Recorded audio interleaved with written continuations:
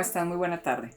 Nos da muchísimo gusto recibirles en este su programa de Descubriéndonos. Hola Mauricio, ¿cómo estás? ¿Cómo estás, Luz? José, ¿cómo te va? ¿Qué tal, Luz? Mauricio. Hola, Manuel. José. Bueno, cuando empezamos con este asunto de los refranes, eh, José, citaste aquel refrán de los apuros y los afanes, pide consejo a los refranes. Entonces nos hemos venido todas estas semanas hablando de diversos refranes para tratar aquí como de irles descosiendo así y ver exactamente pues qué es lo que entendemos, a dónde se dirigen, y nos hemos encontrado de pronto con que nosotros mismos hemos pensado cosas diferentes y los dirigimos a vías distintas.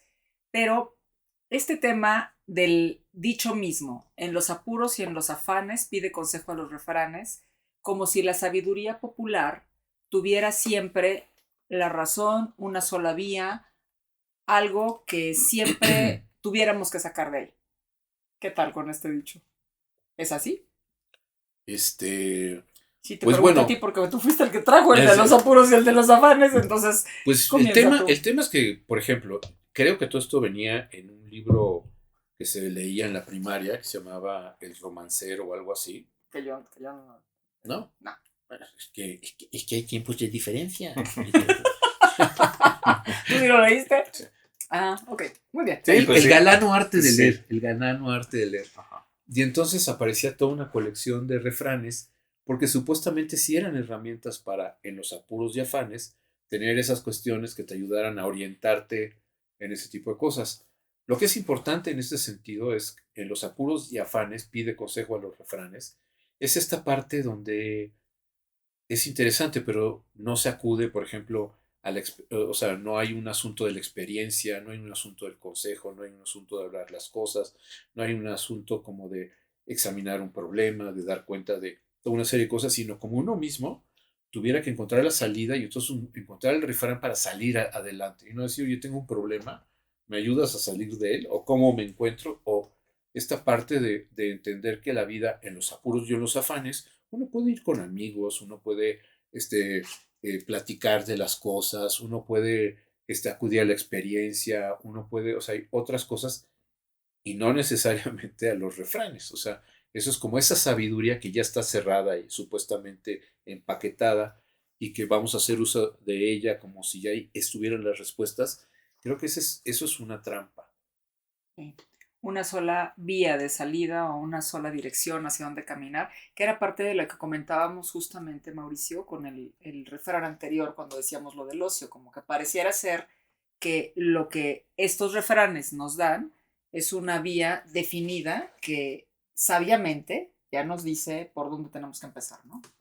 Sí, y bueno, lo hablábamos justo Sí. también en el programa anterior, que toda generalidad es una cuestión a ser discutida, ¿no? Me parece que es una cuestión en donde, bueno, dicho así en términos generales, bueno, quizás no nos hiciera mucho mal escuchar algunos refranes, pero yo ahí diría, y justo creo que el programa anterior me quedé con esta cuestión, es, sí, está perfecto siempre y cuando podamos asumir la responsabilidad de esto, qué afanes y qué consejos y a quién podemos escuchar incluso en términos de lo que nos puedan sugerir o comentar, pero lo importante es qué hacemos con eso. Un refrán puede ser maravilloso y darnos una luz en relación a ciertas cosas, pero lo importante es qué tanto podemos responsabilizarnos de esto, porque es muy fácil y bueno, hace rato que que llegábamos, hablábamos de un texto por ahí que apareció recientemente, esta tendencia a empezar a vivir, que son las circunstancias, la sociedad, el entorno el que me culpabiliza. Y eso es muy fácil, muy tranquilizador, pero la mayor parte de las veces no resuelve nada. Creo que lo importante es qué hacemos con esos consejos, qué hacemos con esos refranes, cómo lo incorporamos y cómo nos responsabilizamos de nuestra propia circunstancia personal, entorno, familiar, que podamos asumir la responsabilidad de ese asunto. A veces es un poquito difícil el manejarnos en esos términos. Sí, sí, esto que acabas de decir ahorita, incorporarlo con nosotros.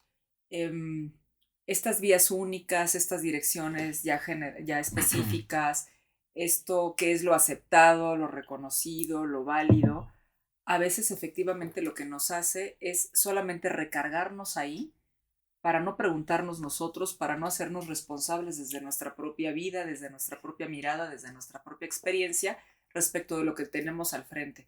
Esto que decías, José, que cuando tenemos algún apuro o algún afán, efectivamente podemos recurrir a muchos lugares. Podemos recurrir con gente profesional, podemos recurrir con amigos, podemos recurrir con conocidos, con gente que haya pasado por mismas experiencias, pero todo eso finalmente son recursos que nosotros podemos ir incorporando para que a partir de eso asumamos la responsabilidad de nuestro propio apuro, de nuestro propio afán, ¿no? Sí. Me parece que las coordenadas un poco que orientan los refranes tienen que ver digamos, con una serie de orientaciones de carácter moral, Ujú. no necesariamente como de instrumentos para, digamos, es como cómo salir adelante desde criterios morales, sacrificando quizá la experiencia individual, la singularidad, nuestras propias perspectivas y entender que las cosas deben funcionar de una manera. Entonces creo que en los refranes, efectivamente, la idea de colocarnos nosotros frente a las circunstancias desaparece porque finalmente está la herramienta, ¿no?, del refrán. Debo hacer, tengo que hacer. La sabiduría popular me dice que debo hacer esto por esta razón. Entonces no entiendo por qué, pero y como entonces hay ese sentido como de casi como de axioma, ¿no? O sea, no hay ninguna demostración, no hay ninguna cuestión, pero así debe ser porque así está dicho. Y entonces, plegarte al seguimiento ciego de los refranes, pues es eso, ¿no? Esta parte de renunciar a la responsabilidad subjetiva frente al problema de qué hago yo con el problema.